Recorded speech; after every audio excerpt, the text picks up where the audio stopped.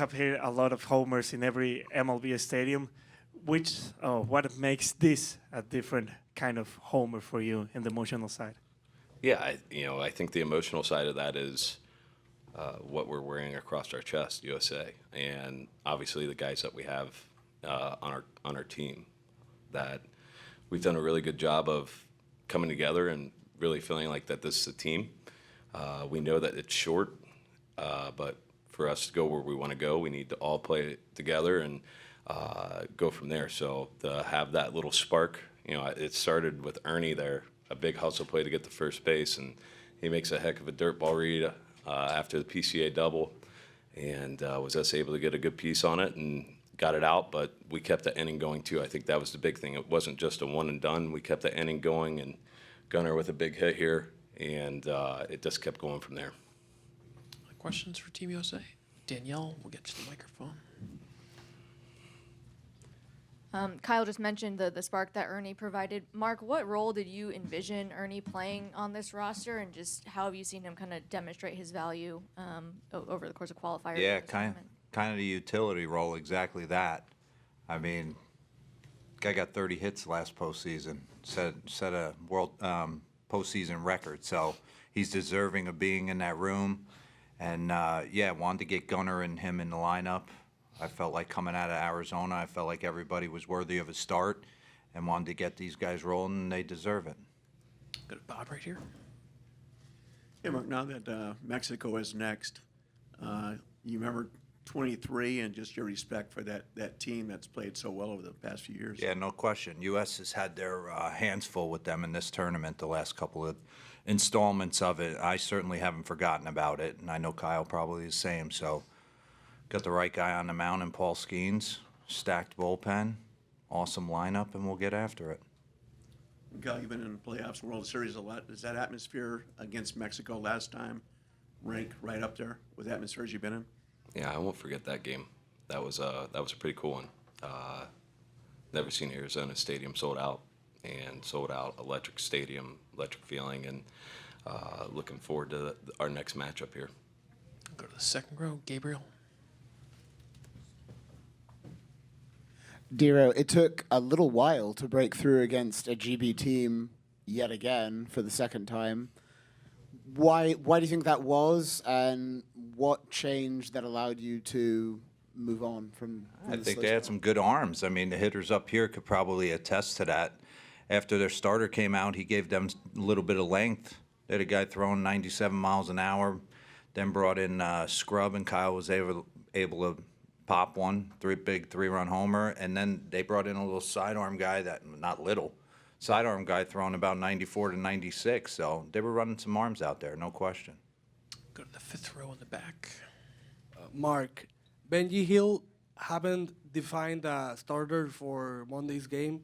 Is your game plan, could your game plan change, make a big difference depending on that decision? Yeah, I honestly, I think we have the best 30 players in the world in that clubhouse, and they're coming together as a team. So I don't really think it's going to matter who he starts. We're going to put a lineup out there and get after it. One row ahead. Kyle, you were in Arizona for the 23 WBC, then you were there again that fall for the NLCS. Which one was louder? That's a great question. There's a lot of good moments on both sides in the WBC and in that postseason too. I just, that the WBC sticks out most just for the fact that that was the first time I ever seen that stadium full. Obviously, playing for our countries, and it felt like there was a lot more fans there for Mexico than there were for the U.S. Go to the third row on the left, Sean. Gunnar, can you talk about maybe how the guys that have played in the WBC before, like Kyle, Paul Goldschmidt's played in 3 now, and how they carry themselves differently because of that? Yeah, I mean, being able to lean on them because, like you said, they've played in past ones, being able to just hear from their experiences, just how they went about their business each and every day, and just kind of how to approach different pitchers, different plans and stuff. So it's been really cool to lean on them and learn as much as I can. Same row on the left. For Mark, for Coach, should we expect even more changes in the lineup for next game? A lot of players that were on the starting the first game played great, like Gunnar here. Yeah. Yeah, I'll get with our coaching staff, but at the end of the day, I honestly, I have trust in the 14 position players that we have brought in. They have come together. I was able to move the lineup around a little bit tonight. Kyle's hit fourth first game. I know he's hit leadoff for the Phillies before. I knew it wouldn't be big. Gunnar was deserving of getting a start. I mean, bottom line, then he shows up, gets 4 knocks, blacks out on second base after that double. Just some big moments. So, yeah, I just think it's interchangeable parts, and I think that starts with the camaraderie of putting the right guys in the room. And Gunnar, what went through your head when you hit that double? You were really like expressing a lot of feelings. Yeah, not much, honestly. As soon as I rounded first, not much went through my head after that, but I was just fired up because just following up his home run, I mean, you live for that kind of stuff as a ball player, just those high emotion moments, and being able to come through, and that was pretty cool. Anything else for Team USA? We'll finish up with Bob right here.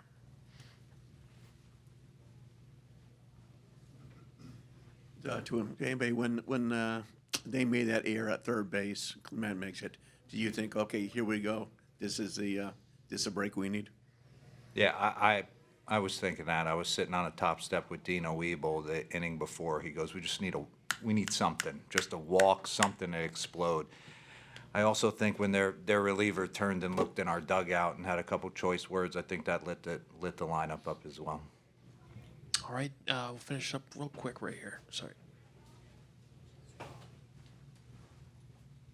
Yes, just for Mark, a lot of fans have been asking in what scenarios can Clayton Kershaw pitch in the WBC, and they think these very first 2 games has been a great scenario for him to come out on the mound. What can you tell us about it? Yeah, I think the situations we ran into in 2023 with the starting pitchers in that Mexico game, we had to use 5 or 6 relievers in that game.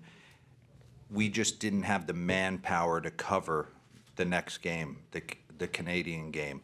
I wanted to have someone down there who could give us 60 pitches if something. He would be used in an emergency situation to kind of reset our bullpen. That's why I wanted him here. And if you're going to get somebody, it's tough to get somebody who's getting ready for a season, to ask a parent club to come and not know if they're going to throw.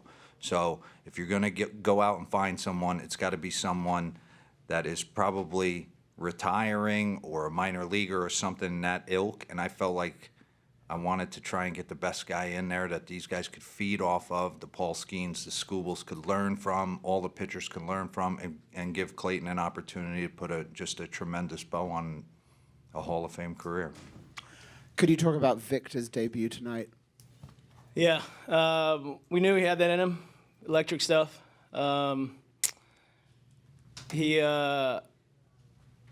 He's energetic on the mound, obviously, and this stuff's plus. So, yeah, I mean, awesome debut. I thought he commanded the slider, kind of got better as the outing went on. So, exciting to see that. Other questions? Yes, on the left. We'll get you the microphone. As we already said, Victor was having a great game. What factored into the decision of taking him out in that situation? Yeah, you look at those swing moments. I thought he was throwing the ball well. I think the matchup we liked better with Scrub, with the curveball changeup, the sequencing. I think we probably could have done a little bit better job there, but as one of those decisions, we kind of went for it based on the matchup that we had and the guys coming in behind him. Scrub's more of a north-south guy, so we liked that a little bit better. I think just, one of those things kind of happened like yesterday. A pitch kind of got away from us. But that was kind of the factor that we looked at. Other questions for Brad? We'll go to the front row. Ian Lewis is one of the youngest players on your roster, but he's in a leadership position at short. Can you talk about what you've seen from him over the course of these first 2 games? Yeah, he's a sort of a mini Jazz, right, out there. So he flies around the field. He's energetic. I think his mentality is a little bit different when you have a conversation with him. I think he's advanced, bright future, and playing that shortstop, that premium position. I think you're right. Like he's definitely mature beyond what he shows as far as his actual age. All the tools are there, so it's exciting to see someone like that in the program. Other questions for Brad? Anything else? No, we'll finish up right there. And what was going through your mind after that leadoff home run? Just kind of how much of a statement was that for Great Britain to pull that off? Yeah, I mean, Eden, obviously, his plan was dialed in. He kind of said what he's gonna do, executed it well. Sometimes it doesn't always work, but I thought he did a good job, obviously, executing his plan. You go through that, and you're up 1-0 going through the middle of the game, and you have those little swing moments. So it's there's some positives in there, right? I think for us, there's some good takeaways, and for when we don't necessarily have the depth of someone else, you kind of have to play perfect baseball. But I think there's some positives we can definitely take away.